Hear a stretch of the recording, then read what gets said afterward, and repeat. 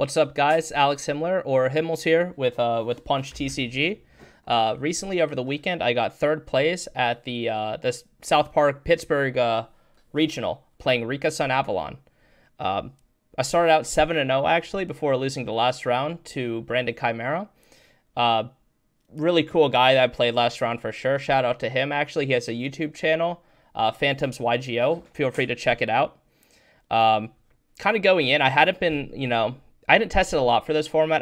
But I hadn't been playing, I hadn't really found a deck that I enjoyed playing. If any of you have watched our channel before, you might know I've been playing Rikka Sunavalon for a good while, since way before Nats last year. And I was like, you know what? I'm going to go in. I think Rikka's a good call for the meta. Tribute for cost is always good, especially with all these decks running around that kind of benefit off destruction or have towers that can't be targeted. So I went in. I had a list that I had theoried up beginning of the format, made some adjustments as the format progressed. And I said we're just gonna send it and play Rikka Sunavalon. Ended up obviously very, very well for myself. I was pleasantly surprised with how well the deck was. It felt very, very strong, especially into the most of the meta, like the Unchains, the Pearlies, the Manadiums, even Kashtira. Like every single deck, the deck felt really, really strong into. I played against 3 Pearly, 2 Manadium, 1 Kashtira, 1 Unchained, and then the 1 Branded Chimera. And the 1 Branded Chimera was my only loss. He opened up really well both games. I didn't. Happens, right? That's Yu-Gi-Oh! Overall, though, tournament, very, very great experience. A lot of fun, well run. Definitely recommend checking out that regional if they host one again. South Park, Pittsburgh. I get shout outs to my team at Punch TCG. Me and my buddy Jake, or Punchy as you might know him, we went down with our buddy Spencer, stayed the night, got to theoring both of our decks a little bit, and then, hey, the last minute testing ended up paying off big time for me. So shout out to all of them, and then shout out to all my friends that lent me cards, like Spencer. He lent me some DD Crows that I thought I had with me, but they were at home, and anyone that gave me advice. So shout out to Central PA. Outside of that, though, let's get right into the deck profile. All right, jumping into the deck profile here now. A lot of the ratios here are pretty consistent with what we've been seeing. I think the as far as engine goes, I think it's mostly been solved for the most part, as you'll see. I did cut a couple things just to make space for more non-engine, but I'll explain that when we get there. To no one's surprise, I think 3 copies of Sunseed Loci and the 1 copy of Sunseed Twin. 1 card starter gets you into your entire deck, and then it's pretty insane. Just as coming off of the 1 normal monster, it's not as good going second into a Book of Moon, but you still can't really justify cutting any copies of it. The Rikka engine. So I only played 2 copies of Rikka Petal. I think if you find yourself not seeing enough engine, you could definitely play the 3rd Petal, but I never really found myself really needing it throughout the day. There are definitely spots to cut down if you want to play the 3rd, just for higher consistency, but the 2 Petal worked out great for me. 3 copies of Rikka Princess. This card is, your free extender, negate from hand or graveyard. Also level 4 to get you into Strena. You're always playing 3 copies of this, in my opinion, and never really deviating from that. The 1 copy of Primula. She doesn't come up too often, but you kind of have to play her. Don't play more than 1 for sure. The lines where she comes up are the ones where you kind of have to start with Princess, or start with some really weird lines where you have to use your Princess effect to summon early. And then you're summoning her you're searching her off of Glamour and summoning her off the Tribute, but play the 1, don't play more than that. She'll be bricky outside of that because she doesn't really do that much on her own. 2 copies of Mudon, the Rikka Fairy. This gets you into the really broken card in your deck, your Con, as well as gets you into the Trap card if you already have Con access or a Glamour. This plus any of the other spells or traps is insane because you just get into every pseudo power card you have in your deck to get to more engine. I wouldn't really play more than 2 though, because again, she doesn't do anything on her own, seeing that she's a level 6. Then the 1 copy of Snowdrop. This card's really, really strong.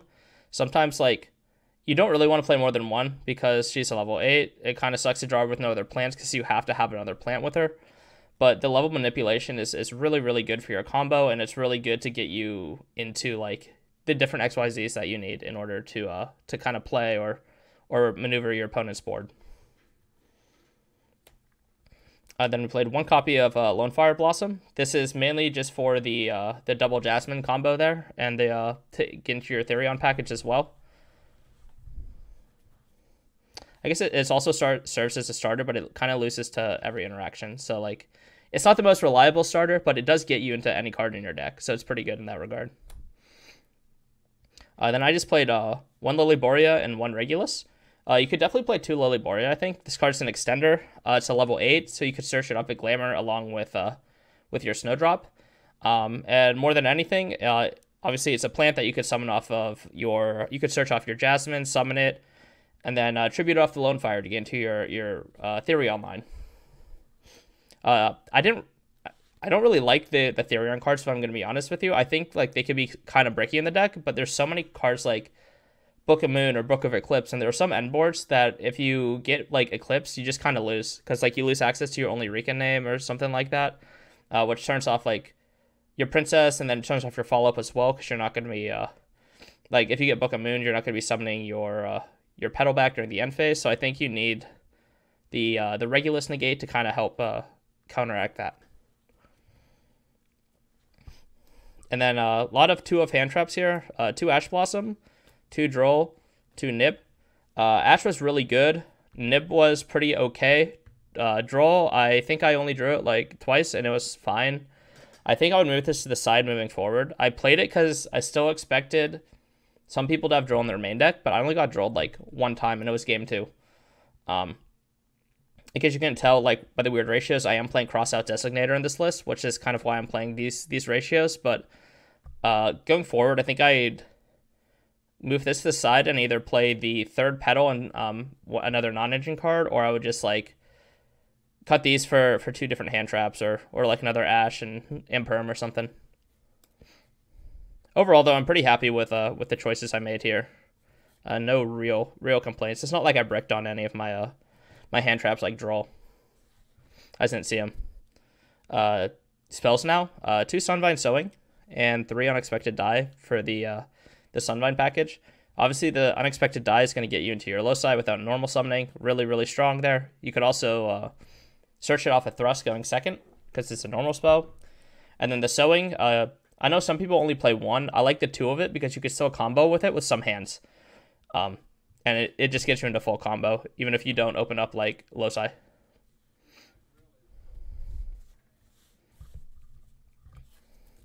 Then the Rikka spells, we have 3 copies of Rikka Glamour. This is just your Rhoda. Also, you could tribute your opponent's card for cost, search 2. That's pretty good. No complaints there. This card's just its engine. You play 3 of it. Don't think it really needs any further explanation. And then only 2 copies of Rikka Concon. This was a change I made at Nats, actually. I played this deck at Nats. I only played 2 Concon. I also only played the 2 Petal at Nats. I didn't really miss the 3rd one at any point, even though this card can be really good to open to apply pressure. One of the issues you could have with this is you have to open this with a Rikka name, and I'm playing 45 cards in the deck. So sometimes you see this with no name, it really, really, really sucks, because you're like, this could be literally anything else, or it could have been a hand trap going second or something. But then conversely, other times you could play this and just like break your opponent's board. So there are arguments that playing 2 or 3. I've been happy with 2 though. I have not missed the 3rd in a lot of testing. So then the 1 Therion Disc Coliseum, searching off Lilyboria, searching your Regulus. No explanation really needed for that. And then 3 copies of Crossout Designator. This was the best card in my deck over the weekend. Every single time I drew Crossout, I resolved it. I crossed out Ash like 3 or 4 times. I crossed out Book of Moon a couple times. I crossed out Eclipse. I might have crossed out a Nib one time. I don't really remember. Crossed out Imperm. Like, everyone's playing the same tech cards right now for the most part. So this card is just like insanely good, especially because you can kind of afford the slots to play non-engine in this deck. And then getting into some of those tech cards, I played 2 Book of Moon and 2 Book of Eclipse. I didn't draw Book of Moon. I did draw Book of Eclipse a lot. This card was crazy, especially going second. I drew both of these one game 2 against Vanadium and used that plus a thrust to like break the entire board. And then, like I said, I also crossed this card out a few times as well. This card's really, really good. And like, this is a card I honestly think about playing 3 of, just because it's that strong in the meta right now. Then the last 2 spells I played 1 Thrust, 1 Talents. I main deck 1 of each of these, just because going second, this card could get me into Engine or into a Talents. And going first, this could it could also set me my Sheet or an Imperm. I did Thrust, set a Imperm one time on top of like full combo, so that was pretty solid. And then Talents into Thrust going second is or Thrust into Talents rather, going second is pretty standard there. I did side the other 2 copies of Thrust. Card's really, really broken. I would definitely recommend playing it if you can afford it in your budget. And then the last 3 cards, 2 Imperm and 1 Rikka Sheet. Not really much explanation needed. Imperm is really, really strong. Sheet's really, really broken. Never side this card out going second, please. This card is so strong. Imperm is really good to me. Like I said, I'd consider playing a 3rd copy of it. That's it for the main deck. 45 cards, like I said. The only changes I'd really make would maybe be to move the drills to the side and play like a 2nd Thrust and like a Petal maybe, or a 2nd Thrust and a Called By. I think those are both really good options there. Now moving on to the extra deck. I think the extra deck's pretty solved. I think you're going to see it pretty uniform across every single Rikka list. 3 Dryas. You get interrupted on the first, you can still full combo next turn if you need to. Soft once per turn. Really broken. Searches your sewing, gets you into Engine. You can also combo with this even if you get like your sewing Ash or something. Like I went Battle Phase, swung into something in defense mode, and then summoned something like Thrasher out and made Dance Peon to try to continue playing. 2 Healer for the 2 Jasmine line, and then the 1 copy of Thrasher. I didn't go into Thrasher 2 too often, but I still think you should play it just because the Thrasher OTK line exists. It's a really easy way to kill your opponent fast. And then it's also just another name to summon off of Dryas if you take damage. 2 copies of Aromatherapy Jasmine. Card's really, really broken. You could use it to tribute like an opponent's card you take with Thrust or Sheet as well. Gets you into any plant card in your deck. The add on it's a soft once per turn, so you just double add and then also get a card from deck. Really, really insane card. Really makes the deck run, actually, I'd say. 1 copy of Sylvan Dance Peon. This card level manipulates in the graveyard. I didn't have to use that effect, really, or I didn't get the chance to throughout the day, but it did save me with the mill 3 a couple times. In order to help break a Vanadium board again, I had to go into Dance Peon, and I milled and hit a Loci and a Mudon. So that was pretty good. Hitting 2 names in this is insane. It doesn't always happen, obviously, but if you hit 2 names, you're probably winning that game, all things considered. 1 Melius, 1 Bengal Lancer. Kind of self-explanatory. Melius gets you into your Bengal Lancer turn 1. Melius is also part of the Thrasher OTK, because you can summon Thrasher and then target Melius. It'll get big, and Melius can make it attack a bunch. And then you could still make the Bengal Lancer, and it's just like game. It's really strong. And then going to the XYZs, 2 Strenna, 1 Teardrop, 1 Hyperion. I don't think there's much explanation needed here. I think I've seen some people play the 3 Strenna. I've never really needed 3 Strenna, like ever. Usually at that point in the game, you could just play Con control and you're probably winning, because past turn 1, everyone's just kind of using their entire hand, except for like maybe Pearly, but like tributing, if you establish like Con looping every single turn, tributing Pearly cards for cost is pretty strong there. And then Teardrop and Hyperion, you could hard make this or summon it off the Strenna. Hyperion, you're always summoning off the Strenna with full combo. You're setting this up with a Spell Negate, and then you're going to the Teardrop with the 2nd Strenna on your opponent's turn. Like I said, I think the extra deck's pretty solved. I wouldn't really change anything from this at all. And then very quickly, the side deck. 2 DD Crow. I cited it in a lot. It didn't come up too often, but it was relevant in some of my matchups. Like I think this would just be a Droll. I would just replace this with Droll later, though. One Rose Whip. This card is really, really strong, especially with the Therion cards. So many decks right now are spell reliant. So if you're able to end on the Rose Whip line, you're chilling. You're definitely winning that game, I'd say. Unless they have, like, I don't know, Kaiju, full combo, something. Like, if you get full board with Rose Whip, you're usually in pretty good shape, I'd say. One Spider Orchid. It's okay against, like, Pearly, Kashtira, anything that has, like, face-up spells and traps. Hits your Floodgate out as well, so any deck that could play Floodgates.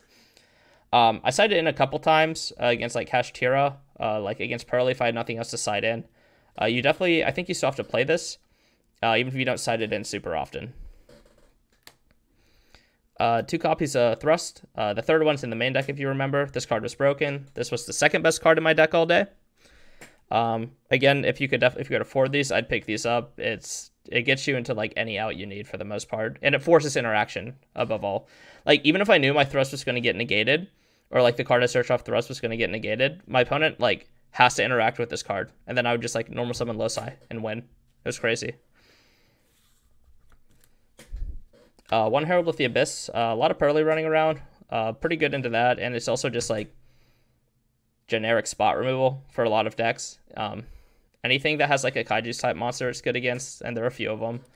Pearly's the main one, and I played a lot of Pearly, so this card was pretty good here. I would recommend playing this for sure, especially with the Thrusts. You only have to play the one, which is really nice, so you don't have to dedicate too many side slots to it. And it's, if at worst, it's spot removal, right? One Lightning Storm. I did side this in. I wish it was a Dark Hole or a Raigeki, just because I didn't see a lot of back row, and I think there's still some decks like Ibli locking, so this should probably be a Dark Hole. Feather Duster, didn't side in once. Didn't face no back row, by the way. Same thing with 2 Cosmic Cyclones. These cards, I think I would probably keep them, but they were not very good on Saturday. I didn't side them in. Maybe you could cut the Cosmics or something else realistically, but as soon as you do that, you know you're going to face every back row deck in existence. And then 3 copies of Evenly Matched. This was okay. I sided in a few times, activated it once or twice, but most of the matchups I faced Evenly wasn't super, super good into. I still think you could play this card, though. It's good enough into most boards.